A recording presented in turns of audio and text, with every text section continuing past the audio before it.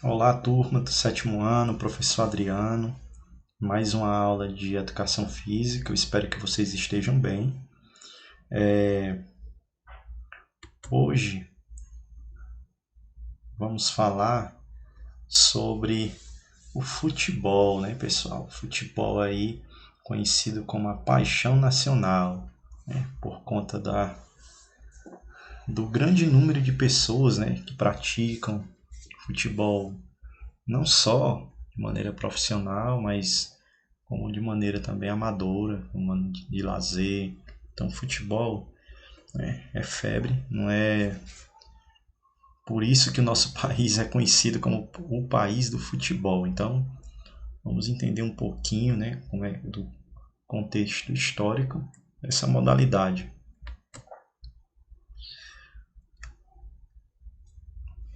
Então, vamos lá, histórico do futebol.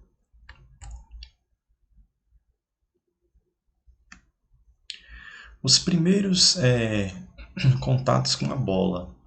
Na China antiga, militares praticavam um jogo que, na verdade, era um treino militar. Após as guerras, equipes com 8 jogadores chutavam a cabeça dos soldados inimigos. Certo? Isso mesmo, pessoal. Eles chutavam a cabeça dos soldados inimigos. Né? Com o tempo, as cabeças dos inimigos foram sendo substituídas por bolas de couros, né? Revestidas com cabelo. Então, bastante interessante. Vamos seguindo. No Japão antigo foi criado um esporte semelhante ao futebol atual. Chamava-se de kemari, né? Sendo praticado num campo de aproximadamente 200 metros quadrados. A principal diferença deste esporte era a proibição do contato físico, né? Diferente do futebol atual, que tem bastante contato físico.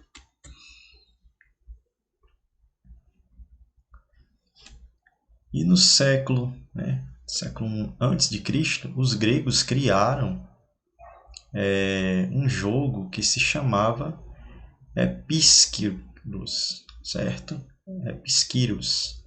Duas equipes de 9 jogadores, cada, né, cada jogador, né, num terreno no formato retangular, como também é hoje atualmente, né? A bola era feita de bexiga de boi, cheia de areia ou terra. Uma bola bastante pesada, né?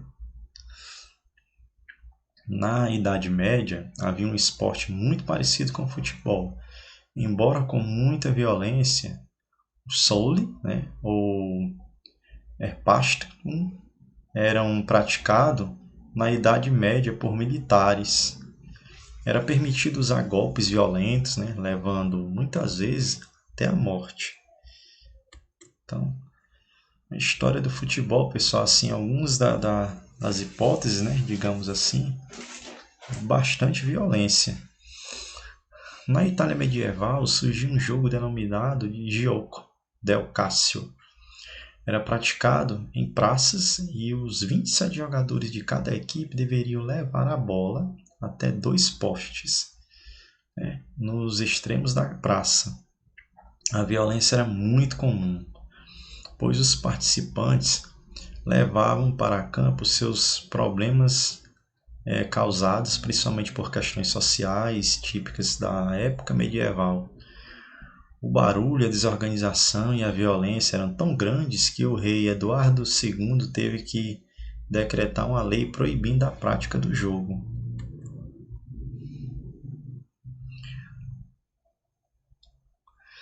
E pesquisadores concluíram, né, que o Gioco del Cassio saiu da Itália e chegou na Inglaterra por volta do século XVII.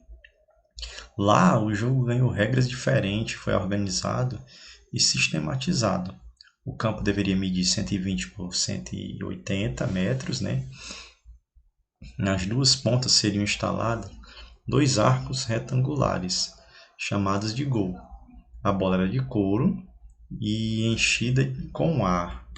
Então já começa a ficar né, bem mais parecida com o nosso futebol atual. Com regras claras e objetivas, o futebol começou a ser praticado por estudantes e filhos de nobre, né? Estudantes e filhos da nobreza inglesa. Aos poucos foi se popularizando.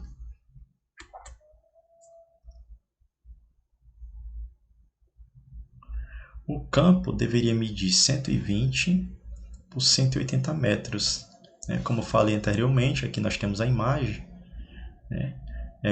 O dos arcos retangulares, né? Que eram os gols. Então nós temos aqui um resgate aí dessa imagem do contexto histórico do futebol. Quando o futebol se tornou futebol, né? Assim, na realidade, quando começaram a surgir algumas datas importantes. Em 1848, numa conferência em Cambridge, estabeleceu-se um único código de regras para o futebol. E em 1871 foi criado o guarda-redes, né, o goleiro.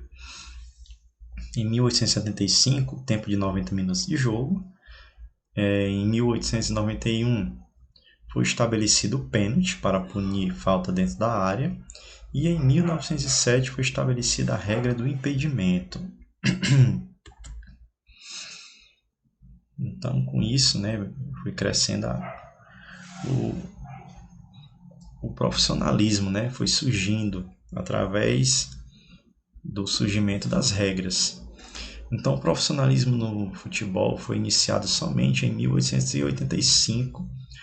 No ano seguinte, seria criada na Inglaterra a International Board, né, entidade cujo objetivo principal era estabelecer e mudar as regras do futebol quando necessário. No ano de 1897, uma equipe de futebol inglesa chamada de Corinthians fez uma excursão fora da Europa, contribuindo para difundir o futebol em diversos países do mundo.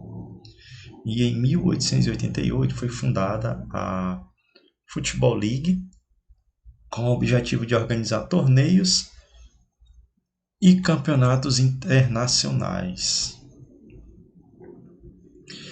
E a criação da FIFA, né? No ano de 1904 foi criada a FIFA, Federação Internacional de Futebol, né? que organiza, no caso até hoje, o futebol em todo o mundo. É a FIFA que organiza os grandes campeonatos de seleções como a Copa do Mundo.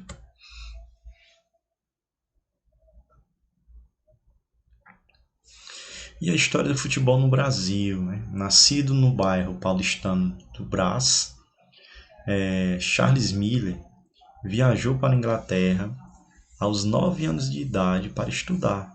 Lá tomou contato com o futebol. Ao retornar ao Brasil, em 1894, trouxe na sua bagagem, né, a primeira bola de futebol e um conjunto de regras. Podemos considerar Charles Miller como sendo o precursor do futebol no Brasil, né, o pai do futebol no Brasil.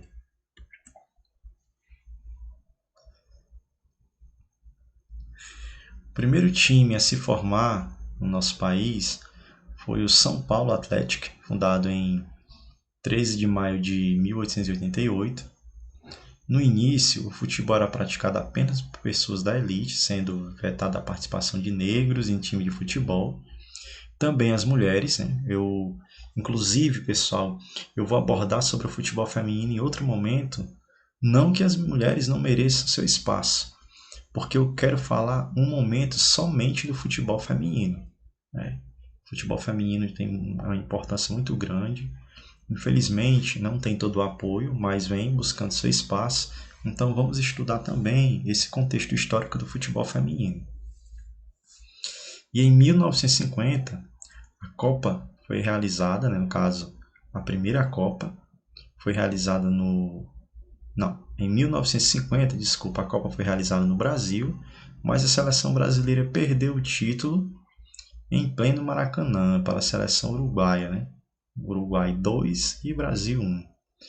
E em 2014 a Copa do Mundo, né, de futebol não será novamente no Brasil, ela já foi realizada no Brasil e o final nós já sabemos, né? Aquele placar tão doloroso dos 7-1. Regras básicas do futebol de campo. Número de jogadores no futebol de campo são 22 jogadores, sendo 10 de linha e um goleiro, 11 na reserva.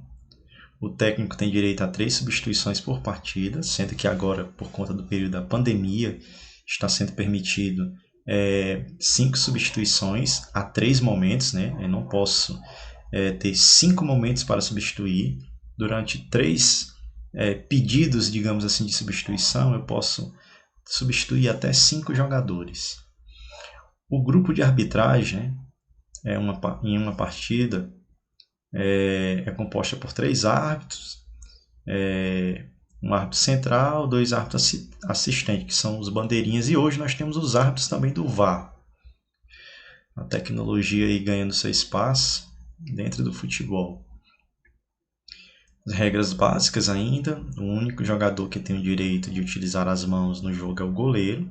Qualquer outro jogador que utilize a mão durante a partida é considerado falta. Se for dentro da área, pênalti. Toda vez que a bola ultrapassar as delimitações laterais do campo, o juiz marca o arremesso de lateral. No campo, este arremesso é cobrado com as mãos. Falta, né? Qualquer atitude ou ação que é considerado violenta, que desrespeite as regras, né? E que desrespeite as regras é considerado uma falta. As punições: em caso de falta pouco agressiva, o jogador é punido com cartão, 2 amarelos para o mesmo jogador. No único jogo resulta em uma expulsão. Falta mais violenta, o jogador é punido com cartão vermelho. Ele é expulso e fica fora do próximo jogo. Observação aí: se o time tiver um jogador expulso, irá permanecer com um jogador a menos até o final da partida. A duração é de 2 tempos de 45 minutos, né, com um total de 90. Se a bola ultrapassar as extremidades do fundo, dependendo da situação, é tiro de meta ou escanteio. Né? Se for do lado do adversário e tocar no adversário, é escanteio. Se for, no caso, o atacante, a equipe que está buscando o gol, é tiro de meta.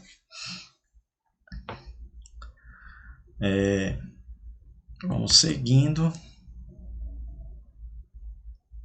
Nós temos aqui o campo, né, suas medidas. Alguns, 90 de comprimento, 120. Outros, nós temos aqui também a área. Vocês podem observar todo o tamanho. Certo? A grande área, a meia-lua. A marcação do pênalti, que é uma distância de 11 metros até a meta. Então essa imagem aqui é a imagem de um campo de futebol, pessoal, e as suas marcações.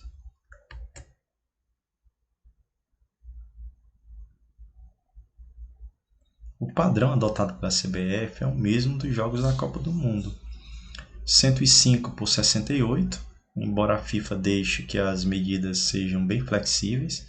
A regra permite gramados que tenham entre 90 e 120 metros de comprimento e 45 a 90 metros de largura, desde que retangulares. Claro que para jogos internacionais a recomendação específica é de 100 e 110 de comprimento e de 64 a 75 metros de largura. Então, pessoal, hoje, falamos um pouco do contexto histórico do futebol, algumas regras. Eu espero que vocês tenham entendido. O futebol, como eu falei, é um país mais popular, é o esporte mais popular do mundo. E a cada dia ainda vem ganhando mais espaço ainda. É muito valorizado, atletas com salários altíssimos. E infelizmente, vem perdendo aqui no nosso país a sua essência, né? É aquele futebol de várzea, infelizmente está acabando. Então, essa foi a nossa aula de hoje. Espero que vocês tenham gostado. Até a próxima. Que Deus abençoe vocês. Valeu!